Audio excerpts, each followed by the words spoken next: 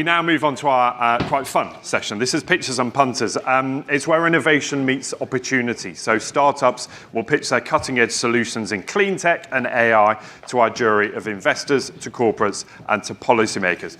So quick reminder of the rules. They'll each get 5 minutes to pitch their idea, then they'll get 5 minutes of questions and hopefully some answers that they can give to the judges. We're going to be very strict on timing. They get a strict 5 minutes for each thing. So let me introduce you to our punters. They are Neha Manaktala, who you just met on the panel, Head of Climate Tech Investments and Innovation at JP Morgan. Richard Hild, who's the MD of Public Policy at the EET. James Edison, who's the co-founder and CTO at Octopus. And Bhavit, Sheth, who you've met already, who is the co-founder of Dream 11. So let me welcome up our first pitcher, who I believe, and correct me if I'm wrong, here is Akash Gupta, who's the CEO of Zypp Electric India. Welcome.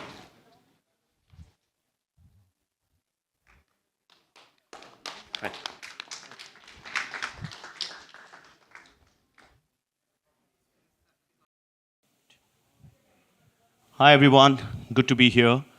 I think I was just chatting with so many people. London was not like this earlier, right? London was much cooler, right? Now, I think a lot of people are wearing jackets, but I can see them sweating, right? That's climate change for all of us. And I think that was the reason why I started this business about 8 years back. I come from Gurgaon, Delhi, India, right? Been building this for the last 8 years. Prior to that, computer engineer, MBA, worked for 10 years in the corporate world. That's our journey, right? It's a valley of death, frankly. Building an EV business is not easy. But somehow we kind of figured out someone who just gave us a check, hey, you're doing something okay. We're helping you. But frankly, this is the period when we were doing some bike sharing, scooter sharing projects, and then we realized it's a big failure. And then we pivoted towards just a little bit before COVID, when we had about 300 scooters. We pivoted towards an opportunity to say that, hey, last mile delivery is growing at a very rapid pace in India, right? And if we can decarbonize last mile delivery, then I think we'll be possibly building an amazing business, solving the social change as well as the environmental change in that process, right? So yeah, roughly about 300 million is the size of the company. E-commerce in India is booming. I think a lot of you don't know, but and maybe it's happening here, but in India, we order at least 2 to 3 shipments a day, which gets delivered at our doorsteps in 8 minutes, right? It's a crazy industry which just built out of nowhere in the last 3 years, and it's just the start of it. That's growing at a 31% CAGR. There are 2 million delivery partners on the road who are riding an ICE vehicle, which is, one, creating pollution. Second, also it's very costly for them to run these vehicles, right? Because of the fuel cost, right? So these 2 million people are our target segment who we would love to move towards electric vehicles. And that's the tech stack that Zypp has been able to build, right? Typically, these individuals can't afford a vehicle. They do not get a bank loan. They are not having the capacity to pay even the down payment for these vehicles, right? Which is where Zypp comes in, right? What Zypp does is provides them the top quality vehicle, which is engineered because of the data points that we carry. We know the failure points of what is not working in India, whether it's a battery, vehicle, motor, controller, whatever, right? So we build the best vehicle. We get it financed on our own through fintech models, and then we offer them on a daily rental plan, right? And these individuals are now earning about $1,000, right? A person who was a guard roughly earns about $200. When he becomes a delivery partner, he starts making $500,000, right? He becomes a micro-entrepreneur, right? So yeah, about 18,000 vehicles active on the road. 53 million is the equity that we've raised so far. 58 million is our revenue size. We've delivered 110 million orders, all green. And in that process, we've saved 45 million kilos of carbon, right? That's a quick nutshell. And the good part is that we are only in 3 markets in India, which means we are scratching the surface.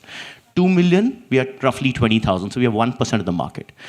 And which is, so a simple scooter, which gets used into multiple segments of food delivery, quick commerce, bike taxi, mid-mile. We do deliveries for Coke also now, right? And the largest food delivery, e-commerce, Uber, Amazon, everyone is where we work for.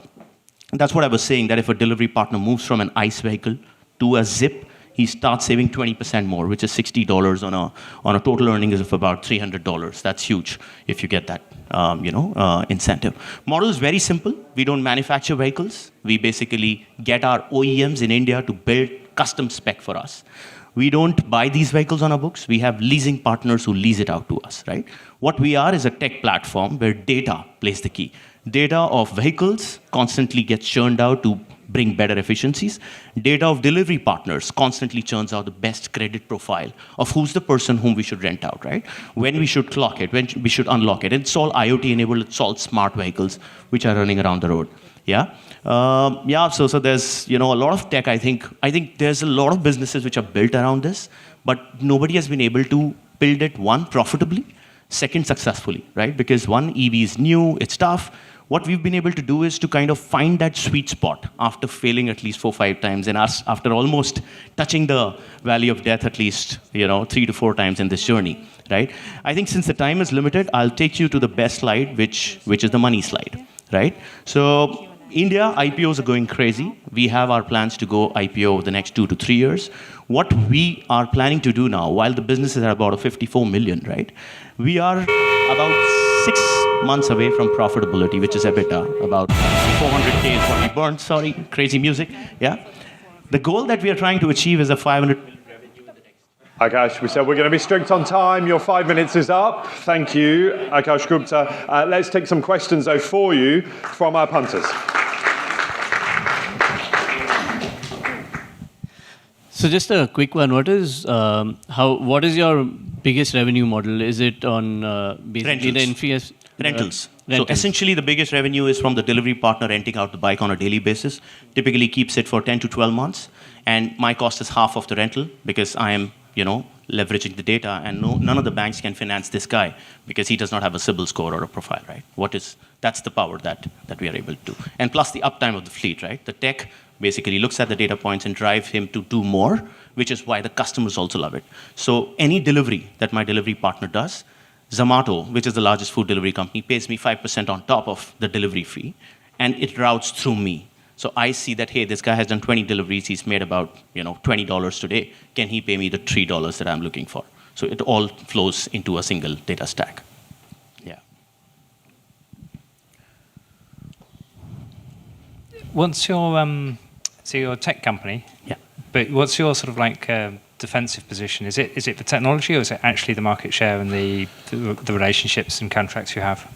Absolutely, I think 3 things, right? Definitely tech, because a lot of businesses have failed by not figuring out the data points in this business, right? Which are the spare parts, which is the quality of the bike, which is the driver whom you should rent, when to collect, how to onboard, right? One is that. The second thing is it's a highly operational intensive business because there are mechanics that are on my payroll. There are people who are hiring delivery partners, right, on a daily basis. And that, again, is a flywheel of operational excellence that has to be built. The third is partnerships at scale, because now at this scale, I am one of the largest buyers of electric scooters, so I can negotiate the price. I'm the largest swapping infrastructure, right? So I can negotiate the price with everyone. And at least I have a 20% head start versus anyone on pricing who's even thinking about starting this. And unlocking this capital for leasing is also something that you can't track. So multiple, and I think the last fourth, which is the most critical, is the team, right? The DNA of the team, the hustle, the SOPs, the trainings that we've built, which is all tech-enabled, is the fourth pillar. Yeah, I think my question is similar. Barriers to entry, how difficult? India is a large market. You're scratching the surface. Question. Barriers to entry. Barriers to entry, see, frankly, the barriers to entry, I would say that it's the 4 things that I talked about. And I think the tech stack that is built, now we are leasing the tech, right? So the SaaS platform that we have built is now getting launched in Middle East, getting launched in Africa, getting launched in Southeast Asia, because there are a lot of entrepreneurs who come to visit and see that, hey, how can we do this? We tell them that, hey, use the tech. It's a SaaS layer. There's a driver app. There's a platform. There's the right vehicles. There's all the integrations. The data points, again, of the ERP, of the spare parts. 5 million spare parts is what we look at every month, right? That's huge data. And 5 million deliveries is what we do every month. So that is something that we are now able to harness, and which is the next inflection point in the business. Yeah.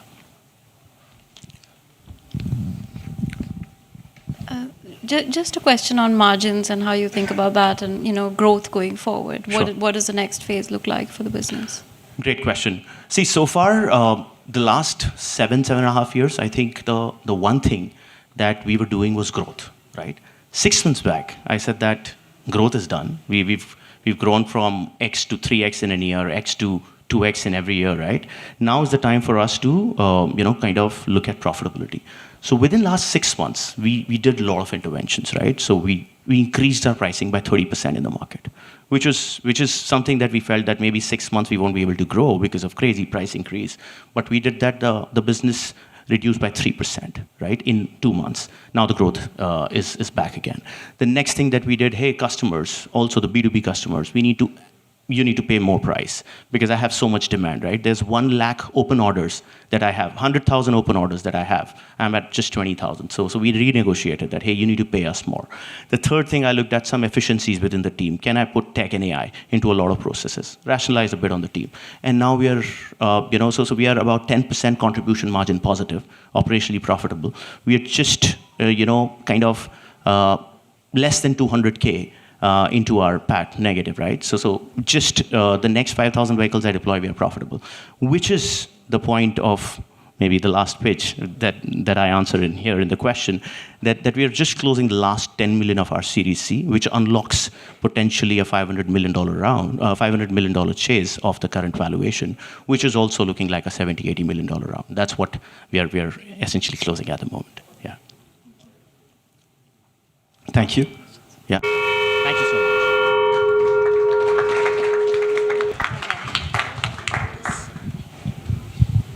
So, thank you for that. Let's hear from our next pitcher. Our next pitcher is Arvind Sabharwal, who's the chairman of Lina Energy.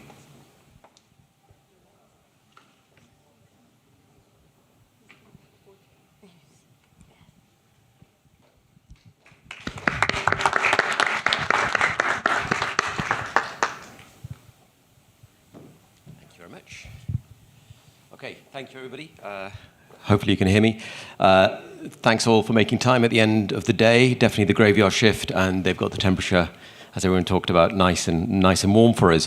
So I'm here to talk about Lina. I chair Lina Energy. My involvement with the company is 6 or 7 years ago. I was an investor. I was an early investor in the company.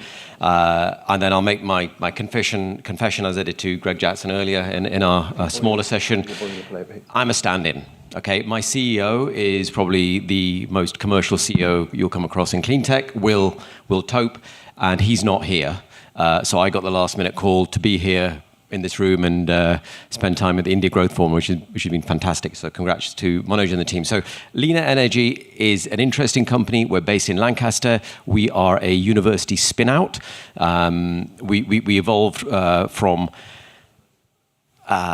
looking at and trying to solve a problem, and you can see this is what we see. The energy and solar growth sits squarely in the hottest and harshest climates. So you think this room here is hot at the Science Museum. It is a lot hotter in all those regions we see here. Then if I just move along, what we rely on at Lina is an age-old technology using sodium. So that's our differentiator. We don't use lithium and cobalt and rare earth minerals and things that are problematic to come hold of, to get hold of. So what we use is sodium. So what you see on the left there is a sodium battery known as a Zebra battery. It's old school. It's very reliable. However, the form factor, the energy density isn't great for mobility. So to be clear, this is for energy storage and solar, microgrids, all those good things. So our speciality is getting that form factor there on the left into something much more nimble. And we've used very clever ceramics and packaging material science to produce something that's, I think, is world-beating. I'm a big fan of what we do. So what we have, and I love this. My background is as an institutional investor, mainly in equities, global equities, and latterly in multi-asset. And the reason I love this is because we talk about IP moat. So our moat, if Warren Buffett was here, bless him, if he was here, he would talk about moats. This is our moat. We've got fantastic IP around all of this. And you can see what we do. It's all about solid state electrolyte design. And this is our secret sauce. And our production uses, again, technologies from other industries, be it food tech, pharma, and again, basic ceramics. I'm looking at the time because I really got scared by that noise, by the way. The klaxon really got me. So accelerated go-to-market strategy, this is how we do it. And the key is we don't need billions of investment right now because we're relying on partners to help us scale up and become licensed partners with us. Where we are right now, we've raised, since inception 2019, we raised about 17 million to date, and then we've got about 3 million of non-dilutive funding from government grants and good things like that. So we're at that Series A stage, so that's where we sit quite clearly. But you can see where we are, what the different territories are doing. And as I say, the reason Will isn't here, my CEO, he's out in Saudi. So we have a very interesting partnership in Saudi. Equally, we have a great partnership in India. That's by chance. So Tata Power used our first prototype 12 months ago very successfully. And Will is over here in Saudi doing great things right now. And we're working very closely with partners there as well. So it's a really interesting phase to be with us. And then the last thing is Halliburton. Halliburton are also on our cap table as well. Okay, so this is what we're talking about, and this is what I like to talk about in any investment I make. So I'm talking to you as not just as chair, but as an investor. You like to see a bit of momentum, and you can see from the lab, we've now got serious offtake commitments. We've commercialized really, very, very successfully. And the key thing there, I think you can see the picture on the top left is our pilot line. And our pilot line is in construction. Sorry, not just it's constructed, and we're ready to go with that. It's already working. Monday is our ribbon cutting ceremony, so we're all excited about that in Lancaster, and that's all going really, really well. So all of that's good. And the middle picture you can see, I can't remember which country's in there. Maybe China, maybe Saudi, maybe India. I can't. Actually, that's China. Anyway, so that's where we are. This is the team. You can only do this with having a fantastic team, and that's the team we have. That's the executive team at the top, and then we've got the team up in Lancaster growing from 4 individuals to 35, and it's a great story there. We've trained a bunch of people who've really helped us out.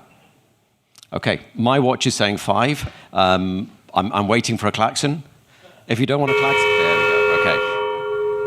Spot on timing. Congratulations. Arvind Sabharwal, Chairman of Lina Energy, thank you. Now, let's take the questions from the punters.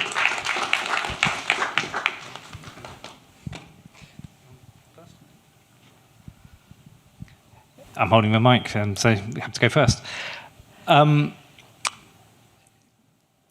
Just understanding the differentiator, you said it's lithium-ion aren't very good in hot countries, yeah. But I didn't really understand. I mean, there's a lot of lithium-ion going into hot countries. So, what's really the difference in the impact you're making? So, the difference really is, so in terms of capacity, we're there with lithium. It's cost. So, if we look at lithium right now, even though lithium pricing has gone down massively, lithium's down to about $65 per megawatt hours, roughly. I mean, you can get that in China. We're 40 right now, but we think we can get that lower. So it's cost. And then the other thing is lithium is inherently difficult to extract and get hold of. This is table salt at the end of the day. I mean, there's nothing really it's sodium. And then safety as well. As everyone gets their Amazon packages, my children always buy stuff with lithium-ion batteries. And you get that safety warning, beware of explosions. You won't get that with a sodium battery. So safety as well, those 3 factors. What about lifetime cycles? We're up there as well. Yeah, we can compete really well with lithium, and I think we're right now. That's the key bit in the testing. We're trying to achieve those levels of lifetime, but we'll be there. Interestingly, the Chinese, BYD, and others are investing in this now as well in sodium for mobility, so that they can definitely get there. So, I get it that right now the mobility size is not there, but what is your long-term vision for where do you want to get to? Long-term, we'd like to be helping all those regions that want to solve for this problem, and that famous duck curve problem of solar in the day and then energy usage in the evenings, and that's the vision, and we want to put it in as many geographies as possible. So it should be ubiquitous, whether that's Lina or whether it's Lina India, whether it's Lina Africa, we don't mind, but we want a licensing model that lets the technology be developed here, R&D in the UK, which I've A lot of people have talked about that, and then deploying it outside. What are some of the biggest challenges you see over the near to medium term as you look to go from the pilots and the first of a kind projects to the next phase of the business? Okay, as chair, my biggest challenge is people, getting the right people. As everyone knows, you need talent. I think we've got that now, but very short term, it's funding. So we're in that phase, and I said it in the round table yesterday as well. It's that perpetual Series A, and if we could just get there, and then we can get the bigger ticket sizes. So I think that's what we need. We need a backer. So I'm looking at you, punters, cap in hand. Can you give a little bit of visibility on the revenue going forward? I can. So this year, this is a key year. We're going to get. Interestingly, our partners in Saudi are paying for this, so we're actually going to be getting revenue. So after being all those famous things, deep tech, pre-revenue, all those, we are getting revenue, but it does turn quite quickly. If the projections remain the same, I think you could see hundreds of million, 200-300 million year two. So I'm talking 27, and then beyond that, it just depends on our offtake contract. But we're very, very confident to say it's improving. And I can share the deck. And again, I'll have to confess here, I'm not the CEO, I'm not the CFO, I'm only the humble chair, I'm a Ned. So I'll defer to more details to my CFO.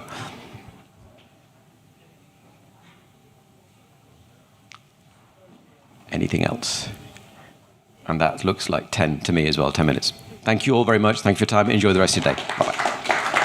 Arvind, Sabharwal, thank you. Good to talk to you, Chairman there of Lina Energy. Please now welcome to the stage Arun Anand, who's the founder and chief executive of Electric Miles.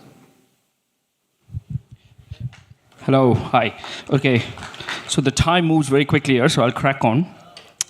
We are in the middle of energy crisis, and the demand is surging, and the grid can't cope with it. And so I'm going to tell you my story of my company, Electric Miles, what we've been doing for the last 5 years, and how we are building the future of energy management. So we were launched in 2020, a COVID baby, and really what we do is we make EV chargers smarter and intelligent, all via our data. What we are really doing is building an operating system of smart energy. It's an AI-driven platform powering the next generation, not only EV charger, but batteries, heat pumps, and other assets. And so, just to break it down, what we really do is imagine a toaster with plug, right? They work, but they're dumb. They can't think, schedule, save, or earn. We add the brain. And we are the intelligent layer that makes EV charger easier to manage, cheaper to run, and profitable to operate. So in essence, drivers save money, the operators are able to earn money, and the fleet and installers are able to take control. And we are agnostic. We can work on any charger, any car. So you may be thinking, why me, right? Why am I the best person to solve this? Well, my background, 20 years in energy tech, and I've worked for National Grid balancing the supply and demand. And 8 years back, I bought an electric car and haven't looked back. I loved the car, but I hated the charging experience. So that's where I thought, this is the problem I want to solve. And that's what I set out to do. So very quickly, what are the core problems, right? 80% of today's charging is still dumb. That means they're plugging and charging. Fleet charging, businesses want to convert to EV, but they can't, it's chaotic. And the grid flexibility, only 5% are participating. And charger OEMs who are shifting boxes, but they're not getting any money out of it. Overall, it's quite fragmented. So that's the charging issue. Now, on the grid side, it's if you look at it, it's like cancer spreading. And imagine, and that's only for 3% EV. If all this number hit, it's going to be chaotic. So I feel like, and it's not just a UK problem, it's around the world. China obviously has spent a lot of money, but by building new power station, I feel flexibility is the core. So presenting our solution, Impact, which is a plug-and-play smart energy platform that solves this. We have an app for drivers, installers, and the fleet customers, and we automatically participate them in grid. one platform, total control. And it's already getting used by customers across UK, Europe, and the US. And obviously our moat is around how we're going to use AI agent to participate. So sort of talking more around the grid side, I mean, we got 6 modules, but we don't have time, so I'll talk about the core one, how we turn EV charging into revenue stream, right? We basically connected to 6 of these DSOs, and the idea is to curb the demand, and whenever there's notification, we send it to our customer. Overall, we've dispatched 2,000 events, 96% have participated, and we are able to tap onto a 20 million pound market. And hey, Energy AI, we're going to do that better. So overall, if you look at our traction, we got 12,000 users. We are close to hitting sort of 0.7 million ARR revenue, and overall done 600,000 smart charging session. We've been recognized by the industry as a leading sort of smart charging player across UK and Europe. So, and also we have been awarded the UK Enterprise Award. Oh, sorry, I'm not able to move. And also we were reported on the Futurist report. The market is huge, and how we make money, for one commercial charger on our platform, we can earn £1,250 over 3 years. And just imagine now, if we can, with the 76% gross margin, so if we scale it to 10,000, 12 million, and our plan is to get to 50,000, which is 60 million. And obviously, I couldn't have done it without the team. This is where I'm very proud of. We have experience in software, energy, venture, and across UK, Europe. Obviously, today we are in the India Global Forum, and I'm really excited about the India opportunity, where we can solve the Indian renewable energy superpower, matching that with the grid constraint. And I feel if China can do it through manufacturing, India can do it through smart software. And we are fundraising. We're doing a pre-series A, £2 million of investment, and love to see if punters are interested. Thank you. Well done. You hit the time. So let's see whether there are some questions from our punters. Yeah, did I gather that you're 12,000 users at the moment? All right, and you're wanting to move to 50,000 over what time period? By 2027. And what are the barriers to that, achieving that? I mean, majority of our users are domestic. We want a mix of domestic and commercial. That's why we are focusing on the fleet charging aspect, where there's more opportunity to monetize and make money. And because we are software, I think barriers is all about if manufacturing coming up with their software, but slowly they're moving away. They're realizing that they're leaving money on the table, which they're not able to monetize. So they are actually coming to us and say, hey, you do software, we do hardware, let's do it together. So like this, we have signed 6 major charger OEM contracts. That's how we're going to get to 50,000 users or chargers. It's a fairly crowded market, isn't it? Not really. There is competition, yes. Obviously, Octopus Energy. But where we are playing, if you look, we started off domestic, yes. We don't want to build an app, right? We are building a smart energy platform, right? And we are focusing now more on the fleet side, and that's not crowded. And because there's only 3-4 players, and we are already recognized, we're 5 years into the making, and we've got bus depot, we got Oxford Bus who signed up with us, and we got 6 more depots that's going live, and we think we'll be fine. So just building on that question, so are you saying your differentiator is the fleet that you have, or what is your differentiator? Our differentiation is the tech. And our differentiation is also we are the early mover into AI, and not just saying AI as a gimmick, but actually training some AI models, agentic AI, and especially around the use case of participating these fleet assets to day-ahead trading market. And nobody's doing that. Nobody. We've already done our first day-ahead trade, and we were able to earn £6. But I think that's where we'll win. My questions are related to others on adoption and traction and just like how would you compete with incumbents and car manufacturers and others who might themselves come up with these solutions? It's the contrary. In fact, a lot of OEMs are very happy to have meetings. We met with Toyota, we met with VW. Everybody wants to do their own. And technology with energy, AI, IoT, it's very complex. So OEMs are very happy to partner with players out there who can give them a differentiation and they don't get distracted. So I would say that's where the market's heading. So you also said that UK is a crowded market, and you're looking at other geographies. India is something that you mentioned. Where do you see, where will you be able to get your foothold? In India? Anywhere where, yeah, because UK is a crowded market. Yeah. I mean, UK is ahead, which gives us an advantage. We are able to learn any boxer. If you're learning it with an experienced boxer, you'll get trained for other. So we launched in the US. We have a contract with a company in California. We have we are partnered with a company in Germany. And I think, with if post our funding round, India as a market will be very, very interested. Because obviously I've lived 20 years in India, 20 years here. I would love to do something where I could take the product, but also working with the DISCOM, the DSOs, they always want to learn from us.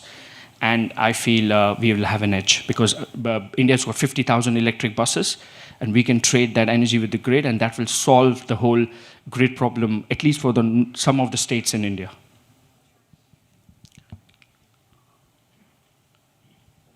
Okay, thank you. Arun Anand, thank you. This is Arun Anand, founder and chief executive of Electric Miles.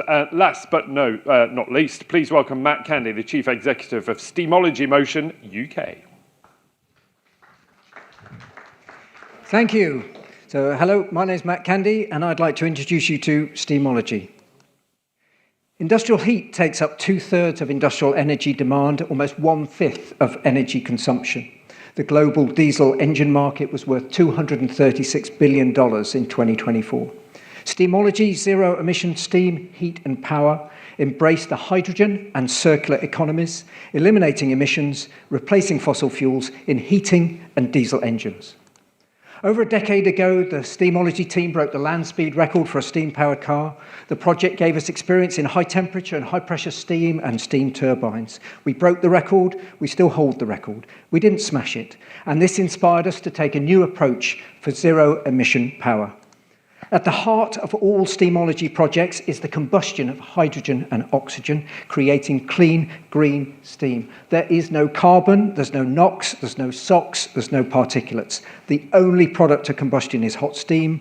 We're transforming water into power. Renewable energy is plentiful, but intermittent. 10,000 times more solar energy strikes the Earth every day than we use, and it's free. Direct electrification is great, normally the best solution, but 20% is hard to directly electrify, hard to abate. Steamology works in this area. Renewables into electrolysis creates hydrogen and oxygen gas. Gas is collected, compressed, and stored in tanks. The gas tanks are the battery of our system.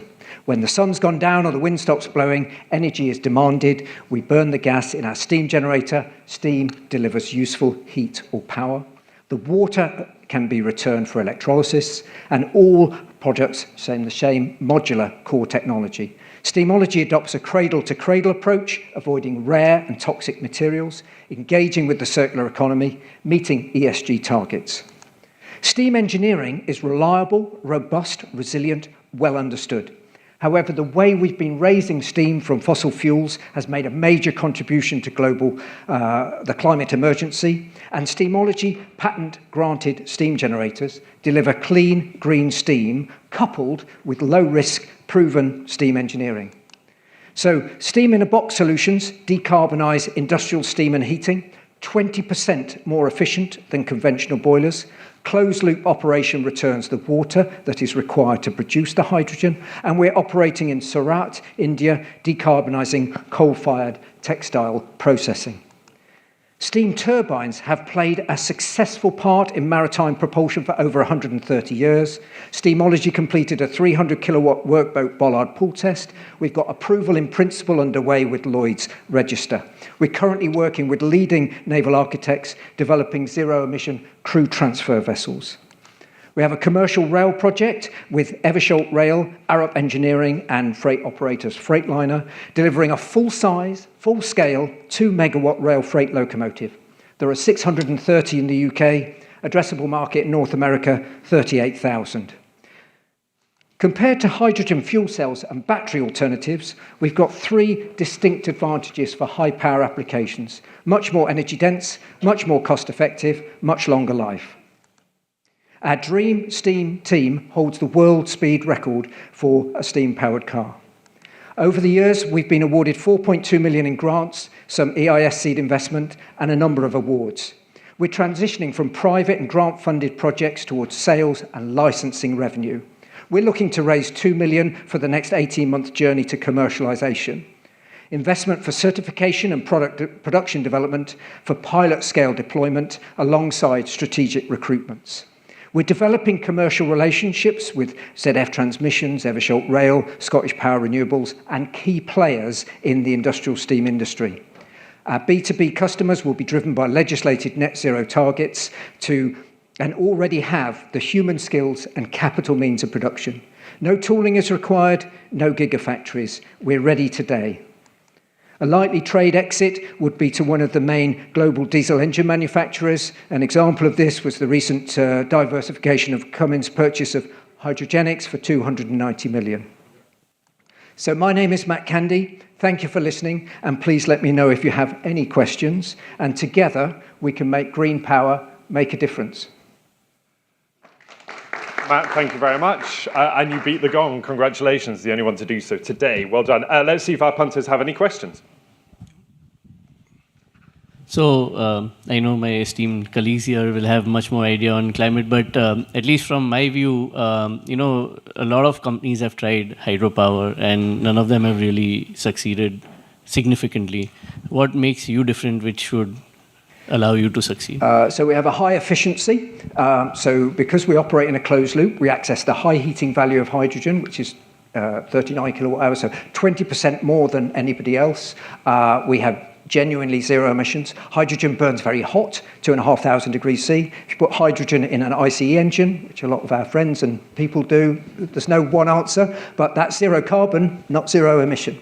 And so we can give the water back in a truly circular sense, and we're highly modular. So we make steam in seconds. So not only are we making steam in a rapid, highly efficient way, the way we deliver steam can also provide production advantages. And we're exploring this in distilleries and laundries and food and bev. From an engine point of view, half the price of a fuel cell. The locomotive project, 30 tons of engine off, 6 tons on, high torque, These assets are going to become stranded, 38,000 locomotives in the States. We're working in marine, just working with Carnival. Some of the social license to operate requires zero emission. You've got to get rid of that diesel. Being less bad is not being good. This is zero.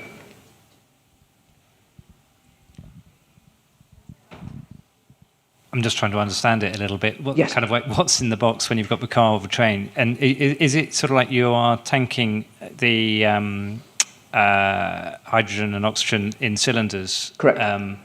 And so what about the logistics behind sort of like having generation transport of cylinders and refueling? Correct. And so Yeah. So we're 10% of the sale, and that's why we're trying to reach out to people such as yourselves, MOU with Scottish Power, because it's about the electron. It's about if you can't sell the electron today, put it into a molecule and then move it.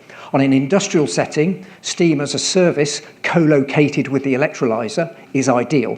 When you get into heavy transport, you very quickly run into problems at the megawatt scale for fuel cells and battery and alternatives. And None of them are highly desirable compared to the amazing energy density of hydrocarbons, but we have to move on. Once you go liquid, which is being adopted by some marine and aviation, our rail project is LOX and gaseous hydrogen. The overall package then starts to come back to you. But it's a big shift. It's a big infrastructure shift. That's the transition. Thank you. Thanks. 2 million you're wanting to raise. Correct. You seem to be doing an awful lot. I mean, in terms of different... Yes, we get this criticism a lot, and people say just focus on the rail project, for instance. But we've been grant funded with over 20 different grants, so we've worn a lot of hats. It's not a platform technology, it's a bit cute, but we've got one part number for steam generator, and we've got one turbine. So although I've talked about a wide range of industries there, we've only got 10 people, I've got 4 engineers, so we have one part number. So we're looking at decarbonising the Kew Steam Museum, which is very low temperature saturated steam, and we make 40 bar 400 degree steam at 2 megawatts for a freight locomotive. It's the same part number. It's the same gas control system. It's the same electronic control system. So that is, yes, it looks a bit that we're serving, but that's been our grant route to date. And we're finding those beachhead pilot projects in the distilleries where it's a luxury good, cruise liners where it's a luxury good. There's a motivation to be zero above the legislated and regulatory frameworks. Okay. I was going to ask you a question on the 2 million, because Yes. it still sounds like challenging to raise that amount and the amount that you're looking to. Correct. Well, I mean, everyone talks about the Valley of Death. We did 900,000 last year. About 80% of our work is now certification. So 10 people, a brand new way of delivering energy, but we're at full size and full scale. And our only barrier, we don't need any tooling. We don't need a gigafactory.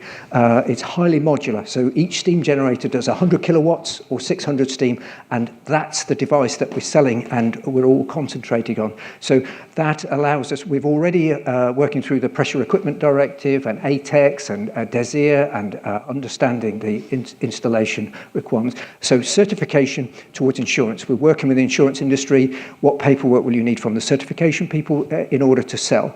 The price is fine. I can sell you one at half the price of a fuel cell today.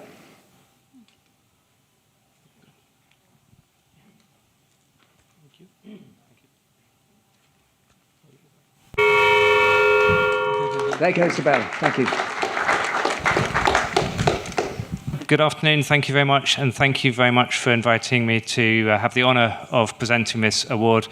I think, first of all, it's being an entrepreneur and knowing how much it's a member of part of being a team which creates that. I very, very much felt empathy for all of the speakers coming up, and with just 5 minutes to try to give over the passion of years of work and dedication on behalf of them and their whole team. It's a phenomenal, difficult thing to try to do. So, and I thought all of them were exciting, so different in terms of stages and how they're using tech to create solutions. And personally, I wish them all success. And it's those kind of ideas which we absolutely need to change the dynamics of our energy and future of our planet. So first of all, congratulations. I think any one of them could have been the winner. Unfortunately, it's a sad job. I have to announce that only one of them is the winner. So I'd like to invite I've forgotten his name, but the company is Zypp Energy. Congratulations. Zypp Electric. Are you still here? Come on up. Thank you so much. It's a pleasure. London looks now cooler.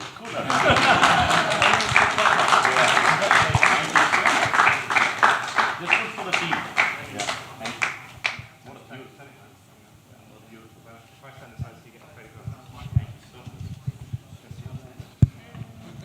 Congratulations to Akash Gupta there, the Chief Executive of Zypp Electric, the winner of this year's IGF NXTGen Clean Tech Award. Ladies and gents, a round of applause. Thank you so much.